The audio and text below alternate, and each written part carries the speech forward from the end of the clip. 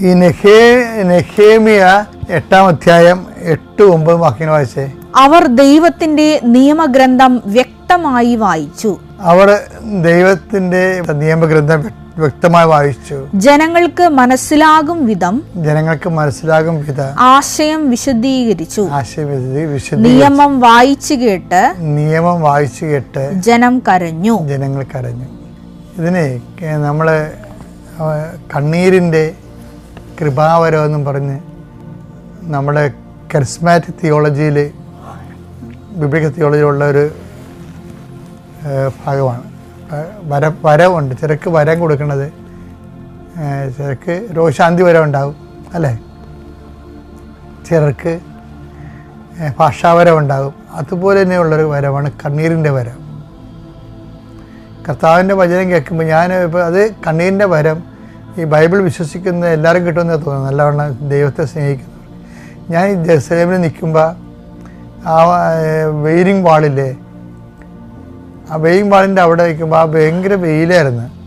അപ്പോൾ അവിടെ ഒരു യഹൂദ കുടുംബം, നല്ല പൊക്കവും തടിയൊക്കെ ഉള്ളവർ, നല്ല വെളുത്തിട്ടുള്ളവരാ, അയാളുടെ വൈഫ്, പിന്നെ അവരുടെ 6 കുഞ്ഞുങ്ങൾ, നല്ല വെള്ളയൊക്കെ ഇട്ട് നല്ല മിടുക്കന്മാരായിട്ടൊക്കെ നിൽക്കണേ, കൊച്ചു പിള്ളേരെ ഉണ്ട് ഇങ്ങനെ സ്പ്രിങ് പോലൊക്കെ. അവർ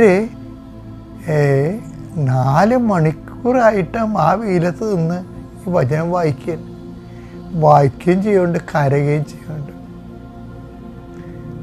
ഞാൻ ആദ്യമായിട്ടാണ് ഇങ്ങനെ ഒരു കുടുംബസമേതം ആൾക്കാർ വചനം വായിച്ച് കരയണ കാണുന്നത്. അപ്പോൾ എനിക്ക് തോന്നുന്നു എന്ത് ഡീപ്പനാണ് അവർ. ഇത് കാര്യം ഇവർക്കെല്ലാം ഒരു ഫീലിങ്ങിൻ്റെ വിഷയമാണിതെല്ലാം. അവർക്ക് നമ്മളെ, എനിക്കാണത് ചില കാര്യങ്ങളിൽ അവരുടെ the ardent love of God ഭയങ്കരമാണ്. പക്ഷെ അത് മറ്റു മനുഷ്യരിലേക്ക് അവരത് പാസ് ചെയ്യുന്നുണ്ടോയെന്ന് അറിയത്തില്ല.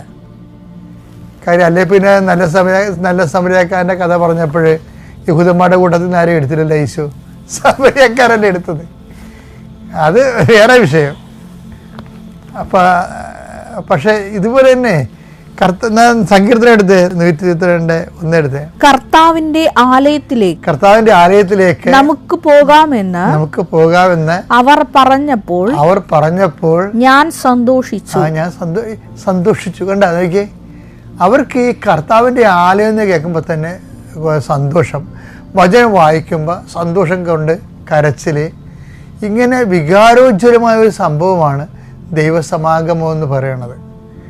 അത് ശരിക്കും പറഞ്ഞാൽ അതിൻ്റെ ഒരു 100 ഇരട്ടി കരച്ചിൽ വരേണ്ടതാണ് നമ്മൾ ദിവ്യകുർബാന സ്വീകരിക്കുമ്പോൾ.